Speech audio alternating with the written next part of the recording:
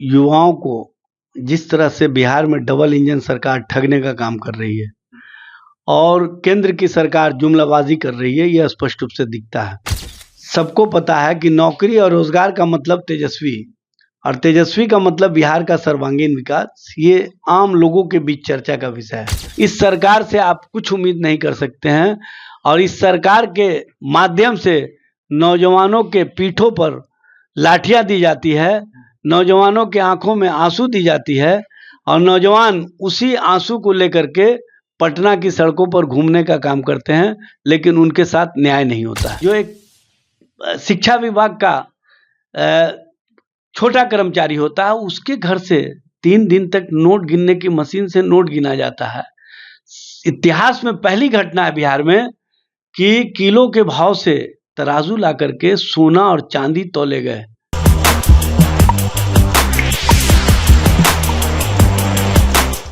नमस्कार, मेरा नाम है कुणाल और आप वॉइस ऑफ देख रहे हैं। देखिए, बिहार में जब भी रोजगार की बात होती है तो सभी लोग कहते हैं नीतीश कुमार ने रोजगार दिया।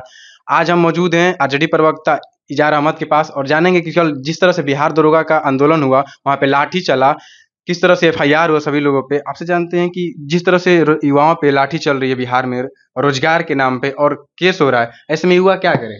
देखिए, सबसे पहले तो युवाओं को जिस तरह से बिहार में डबल इंजन सरकार ठगने का काम कर रही है और केंद्र की सरकार जुमलाबाजी कर रही है, यह स्पष्ट रूप से दिखता है। भारतीय जनता पार्टी ने 2014 में क्या वादा किया था कि हर साल 2 करोड़ नौकरी और रोजगार देंगे। 11वां साल है, 22 करोड़ मिलना चाहिए, इन्होंने 8.5 लाख के करीब लोगों को नौकरी दिया है। अब बताइए, जहां 22 करोड़ वहां पर 8.5 लाख मिलेगा तो लोगों में गुस्सा होगा कि नहीं होगा। और जो बिहार में वर्तमान में सरकार है, सबको पता है कि नौकरी और रोजगार का मतलब तेजस्वी और तेजस्वी का मतलब बिहार का सर्वांगीण विकास, ये आम लोगों के बीच चर्चा का विषय है। ये लोग तो मुद्दों को चुराने वाले, नारों को चुराने वाले, हमारे पीछे पीछे चलने वाले, हमारी बातों को नकल करने वाले, नकलची सरकार चलाने वाले लोग बैठे हुए हैं। वाराणसी के अभ्यर्थी CM आवास घेरने जा रहे थे, उन पे बहुत बेरहमी से लाठी चार्ज किया गया और उनसे जब पूछा तो उन्होंने बोला कि महिलाओं पे भी लाठी चार्ज किया गया। आप पे इसकी क्या कहना है? देखिए, लाठी चलाने वाली ये सरकार है, ये अत्याचार करने वाली सरकार है, ये झूठ परोसने वाली सरकार है, ये भरम और धर्म की राजनीति करने वाली सरकार है। इस सरकार से आप कुछ उम्मीद नहीं कर सकते हैं और इस सरकार के माध्यम से नौजवानों के पीठों पर लाठियां दी जाती है, नौजवानों के आंखों में आंसू दी जाती है और नौजवान उसी आंसू को लेकर के पटना की सड़कों पर घूमने का काम करते हैं, लेकिन उनके साथ न्याय नहीं होता है। तेजस्वी यादव बिहार अधिकार यात्रा कर रहे हैं, लेकिन विपक्ष के लोग कह रहे हैं कि ये बिहार अधिकार यात्रा नहीं, भ्रष्टाचार अधिकार यात्रा है। आपका क्या कहना है इस पे? अच्छे, भ्रष्टाचार किसके सरकार में बढ़ा है? अब भ्रष्टाचार को किसने सदाचार और शिष्टाचार का रूप दे दिया गया, ये अब प्रमाण की आवश्यकता है क्या? अब तो लोग कहते हैं कि पुल पुलिया गिरा, एक भी अधिकारी, पदाधिकारी, कर्मचारी, एक भी इंजीनियर, ठेकेदार पर कार्रवाई नहीं हुआ। ये सब मिली भगत है।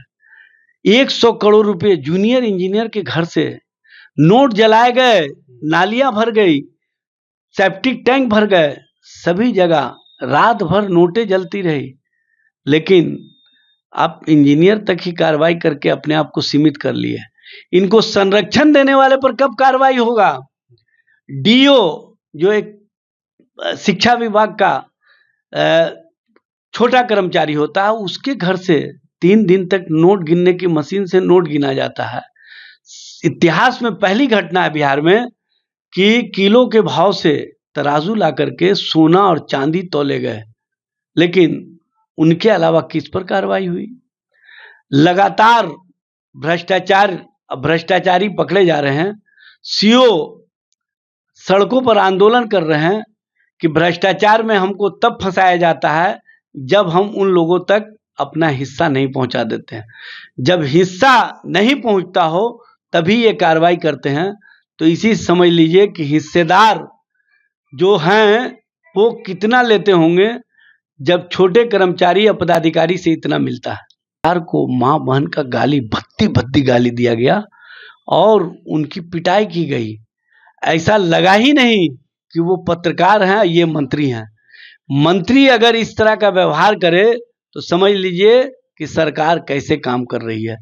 सरकार के स्तर से जिस तरह से अति पिछड़ा समाज के आने वाले एक पत्रकार पर हमला किया गया, पत्रकारों को तो इस बात के लिए गौरवान्वित महसूस करना चाहिए कि पत्रकारों की लड़ाई लड़ने के लिए नेता प्रतिपक्ष स्वयं पटना से हेलीकॉप्टर से जाते हैं, वो सिंहवाड़ा थाना पहुंचते हैं, तब जाकर के एफआईआर दर्ज होता है। इसका मतलब है कि बिहार में लोकतंत्र और लोकतांत्रिक प्रक्रिया को, बिहार में चौथे स्तंभ की आवाज को दबाया जा रहा है, और उस आवाज के साथ अगर तेजस्वी जी खड़े हैं तो उनको भद्दी भद्दी गालियां दी जाती है। उनके साथ किस तरह का व्यवहार किया गया ये आप लोगों ने भी देखा होगा। फर्जी एक एफआईआर दर्ज करवाया गया कि ये फॉर्म भरवा रहे थे और 200 रुपया हमसे मांग रहे थे। अब बताइए, नेता प्रतिपक्ष के साथ इस तरह का व्यवहार। माननीय सांसद संजय यादव जी पर 200 रुपये मांगने का आरोप लगाया गया। हमारे राष्ट्रीय जनता दल के जो पूर्व प्रत्याशी रहे हैं उन पर 200 रुपये मांगने का आरोप लगाया गया। इस तरह से वो भी मंत्री के साथ वाले, उनकी पत्नी जाकर के एफआईआर दर्ज करवाती है। तो समझ लीजिए कि बिहार में स्थिति ये हो गई है कि सैया भय कोतवाल तो अब डर काहे का। इसीलिए डर का माहौल खड़ा करके कहीं ना कहीं पत्रकारों को डराया जा रहा है, विपक्ष की आवाज को डराया जा रहा है।